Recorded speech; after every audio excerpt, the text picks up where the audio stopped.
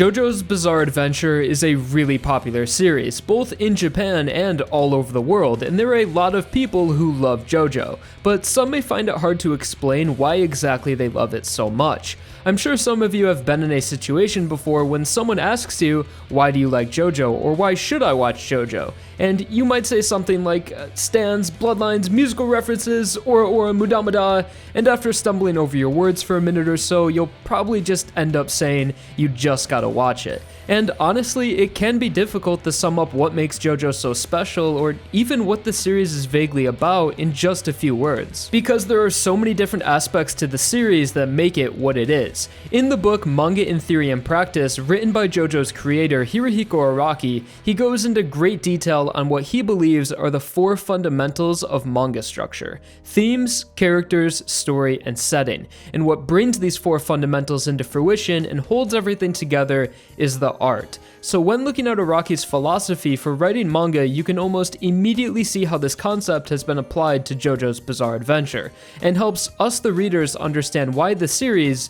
just works, no pun intended. So when looking at how Araki visualizes his fundamentals, it's important to take note of how they are arranged. You have characters, story, setting, and themes, which is much larger, looming over the previous 3 fundamentals, because your manga's theme needs to be taken into consideration when creating your characters, story, and setting, or else your manga won't be consistent. To quote Araki, he says, "When creating a manga, it is incredibly important not to simply draw on a whim, but to be conscious of the 4 major fundamental elements as you draw. Am I making good characters? Is my story acceptable? Am I drawing a coherent setting? Are my themes consistent and steady? Are my drawings good enough?" End quote. So if one of the 4 major fundamentals aren't given enough attention or thought, your manga will suffer. For example, if you have poor characters, your readers won't be interested enough to follow their journey, no matter how strong your other elements are. And if you don't have a solid and consistent theme, your manga won't feel complete and have that element that holds all of the others together.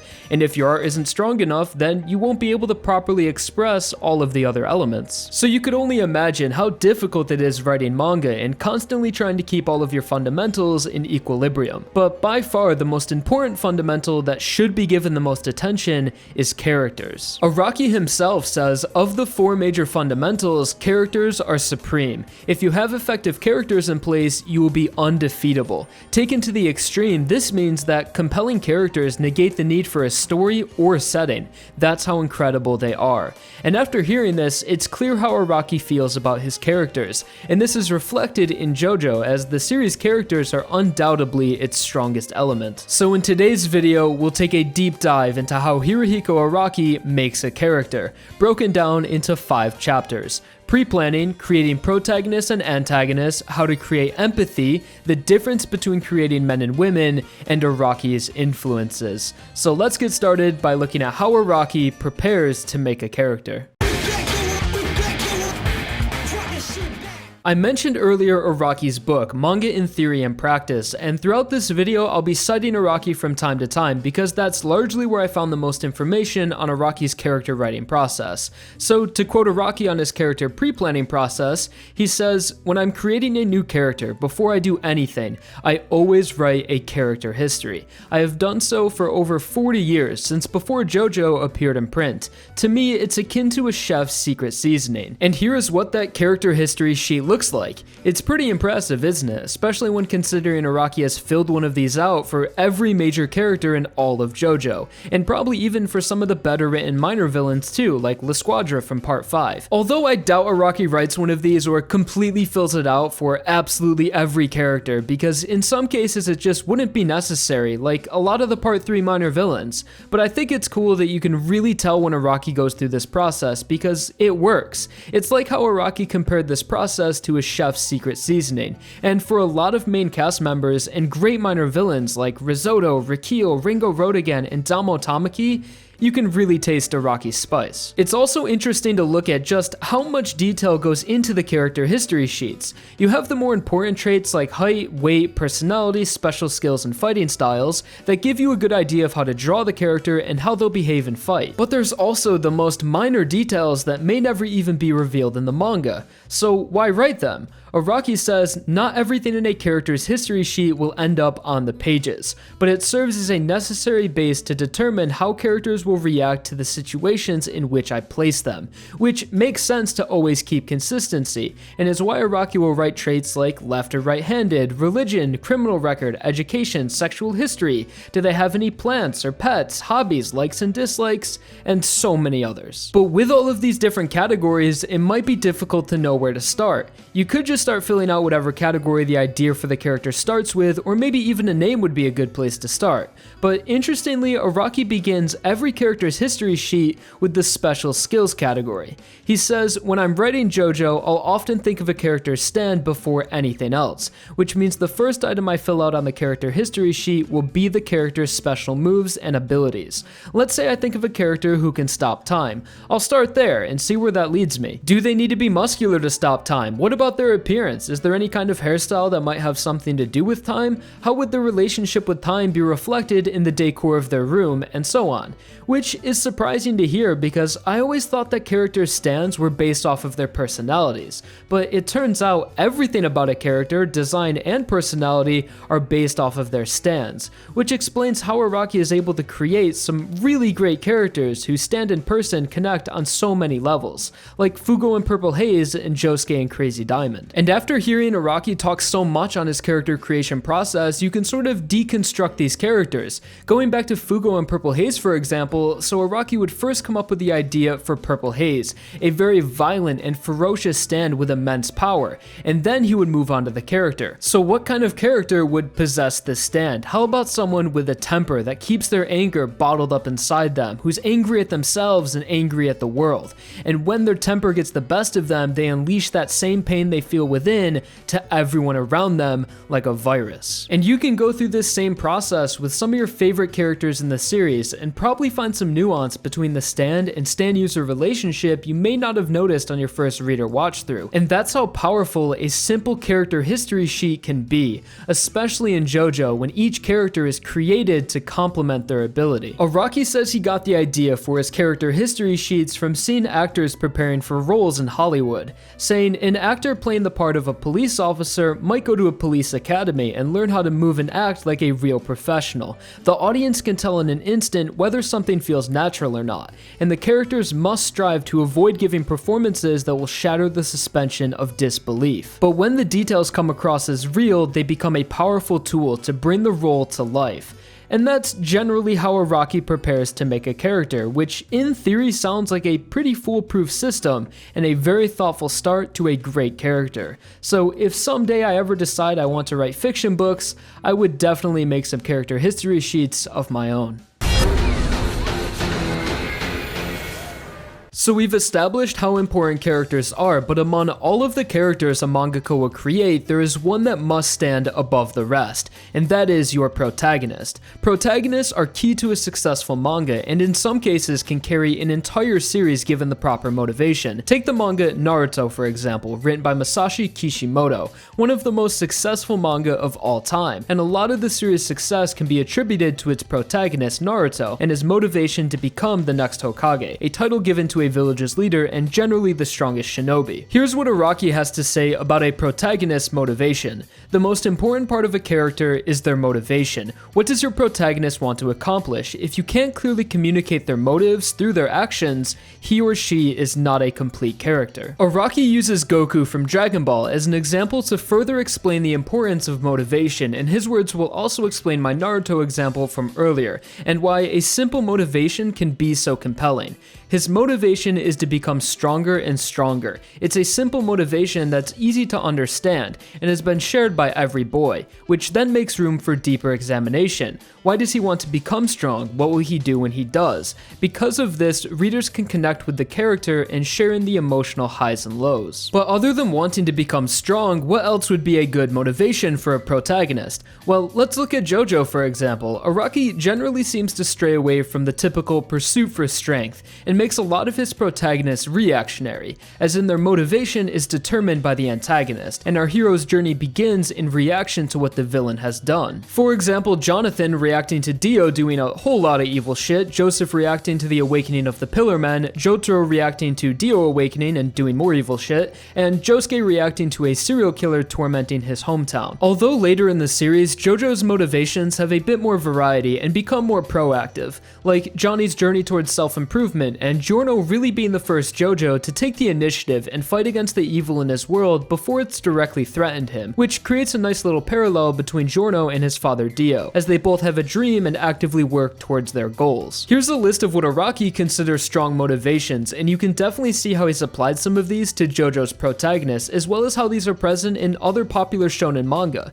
Self-protection, to protect a loved one, work, duty, or patriotism, curiosity, vengeance, desires, and pursuit of happiness. But these are of course not your only options. Araki says even simply boredom can be a strong motivation, as long as what you choose interests you. But moving on from character motivations, another facet of protagonists Araki holds extremely important is the philosophy that heroes fight alone, saying if there's one criterion for a hero, it's being alone. When a protagonist is faced with an ultimate dilemma, it must be one that the protagonist can solve, and the protagonist must solve it with their own abilities. And this concept carries into JoJo, but is able to be seen much easier in characters like Joseph and Jotaro than others, because in JoJo our protagonists are usually fighting alongside the friends they've made along the way, and it's rare to see just one of our heroes fighting by themselves. But even in situations like this, Araki is still able to exercise the idea of heroes fight alone, by writing characters who don't rely on each other. Araki uses Bucciolati's Gain from part 5 as an example, saying their connection is not that of leader and follower, or of a brotherhood,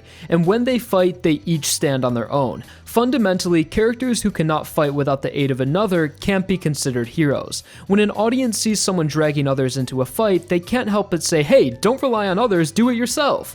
And even when allies are present, when it comes to the fight, heroes have no one else to rely upon. And thinking about this when looking at a lot of the fights in part 5, we have our main cast who are almost always together, but there is always one character who shines among the rest. And this also explains why Araki will isolate characters or take allies out of fights, even if it's done so pretty rudimentary, like when Giorno was crying out for help as he's being torn apart by Babyface, and Narancia was like, nah, that's just Giorno waving at us.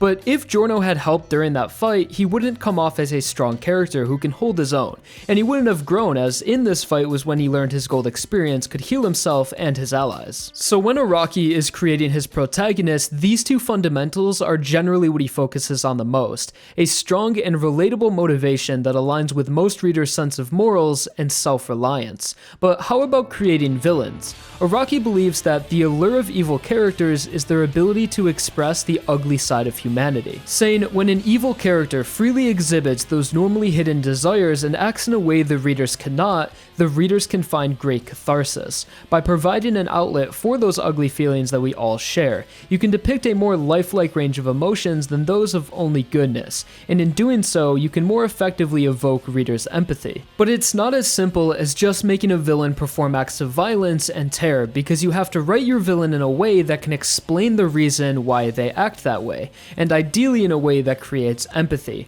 which can be incredibly difficult. Araki describes this process as a tremendously tall hurdle, one that requires thought and planning to overcome. So the way Araki views a complete villain is someone who the readers can accept, and not in a way that makes us agree with them, but to be able to understand them on some level, and not have to question why they're evil, as their character should give some insight on how they've come to follow a villain's path. Araki uses Dio from Phantom Blood as an example that embodies his philosophy for villains, saying, in Dio's case, I depicted him as coming from an unfortunate upbringing, saddled with a father with no redeeming qualities whatsoever. I gave him a backstory that could explain his hunger for power and his willingness to become evil incarnate to obtain it. Dio wanted to get revenge upon the world for his terrible lot in life, even if it meant taking an evil path and committing deeds contrary to morality and law.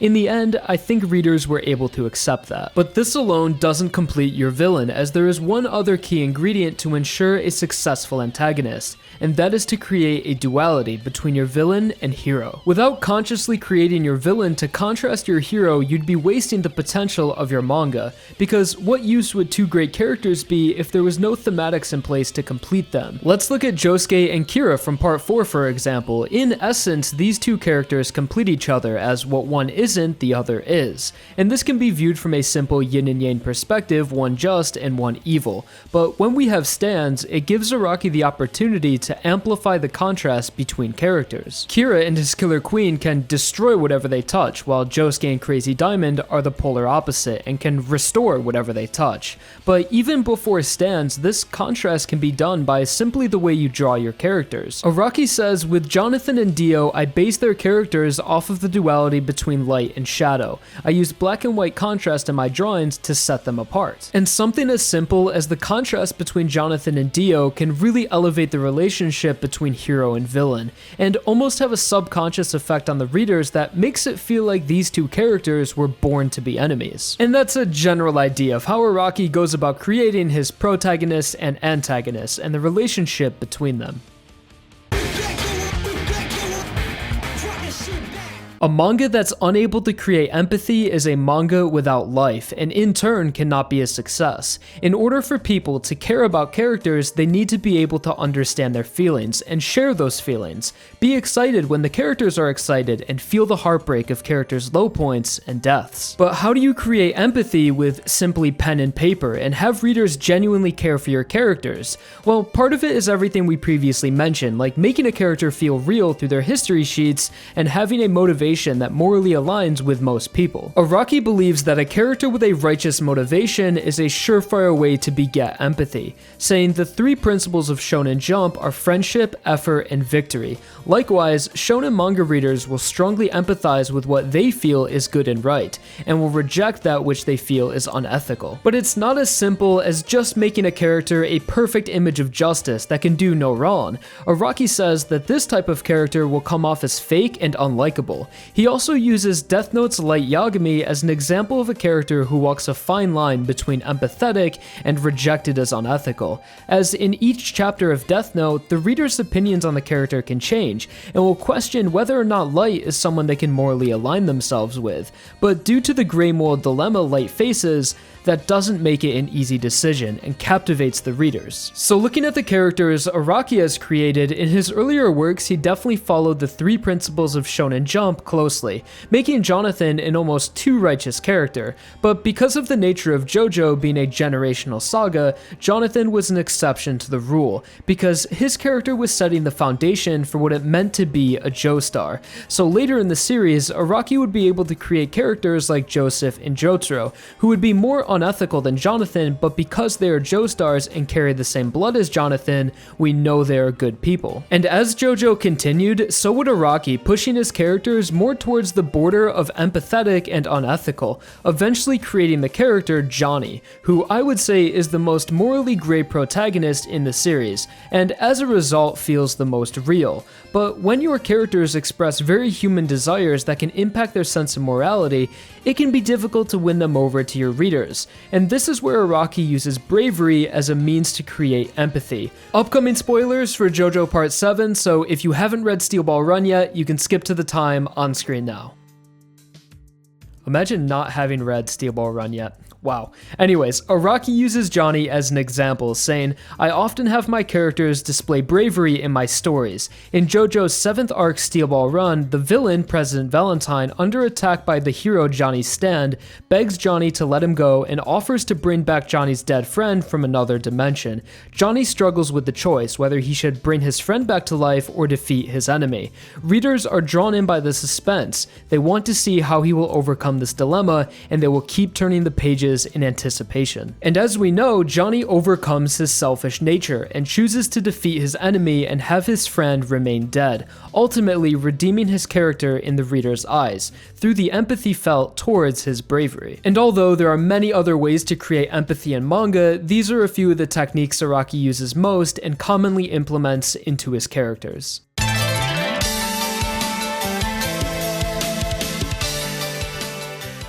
Some mangaka may feel that men and women in their stories need to be distinctly different through their personalities, roles, and implementations. For example, in some series, the use of women characters may only be used for a protagonist motivation, a romantic interest, or a damsel in distress, and your male character will fill the role of the hero trying to impress and win over the girl, or rescue the girl that's been kidnapped by the villain. But as time's gone on, the difference between men and women has become blurred, and it's more likely today to see a woman fulfill the role of a hero, or any role for that matter. And when it comes to JoJo, it's clear Araki doesn't feel the same as the other mangaka previously mentioned. He says, in JoJo's 6th arc Stone Ocean, I created a female protagonist named Jolene. The only difference in the way I handled her as opposed to a male protagonist was not to draw her quite as beaten up, but she faces battles every bit as brutal as the male characters who came before. If anything sets apart male and female characters, it's only visual. So with the way Araki approaches writing men and women, you may ask, if there's no difference between the two, then how do you choose when to make a character female?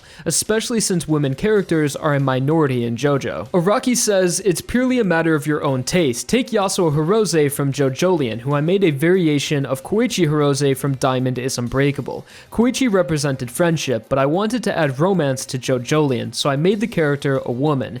I included many other female characters in JoJoLands, but that was because I wanted to include elements of eroticism. So after hearing this, it may seem that Araki uses his female characters for romance, but that's of course not the rule, because Stone Ocean was a part full of female characters that had very little romantic elements. And what keeps Araki's views on men and women consistent is that we've seen him create male characters that also fulfill a role of romance and eroticism. So to the people that deny any sort of queer subtext in JoJo, I'll leave you with this quote from Araki. Some artists may think adding a woman might create an element of charm and therefore gain more popularity, but I'm not so sure I agree. I think that even if you're creating a manga that includes love and romance, you can have it between two male characters, as long as that fits with your manga's world. As long as your characters are appealing, you can get away with a world of all men. You have nothing to fear. And this quote is especially applicable to JoJo's 5th part Golden Wind, that contains many elements of male eroticism and a few heavily implied gay relationships, but because of the world Golden Wind takes place in, nothing feels out of the ordinary, and men and women become indistinguishable and can embody whatever role Araki decides. And lastly, we have Araki's influences, which could have been the largest segment of this video, considering how much of what Araki experiences in his life he applies to his manga. But I don't see any reason to list them out, because for one, it would be impossible, and two, I could simply just say everything influences Araki, and that's not an exaggeration. Just from reading JoJo, as well as Araki's author notes and interviews from over the years, you'll start to find an endless pile of real-life influences stacking up. Everything from movies, books, other manga, and religion to fashion, music, and industry icons. Araki even says he'll find inspiration in everyday objects lying around his home, which is where the concept for stands like Whitesnake and Cream Starter come from, as they're simply based off of CDs and shaving cream. So instead of going into what we already know influences Araki like fashion and music, how about we get more specific and focus on just one of Araki's influences that inspired JoJo's most iconic character. Coming back to the philosophy of heroes fight alone, the reason why Araki holds this idea to the utmost importance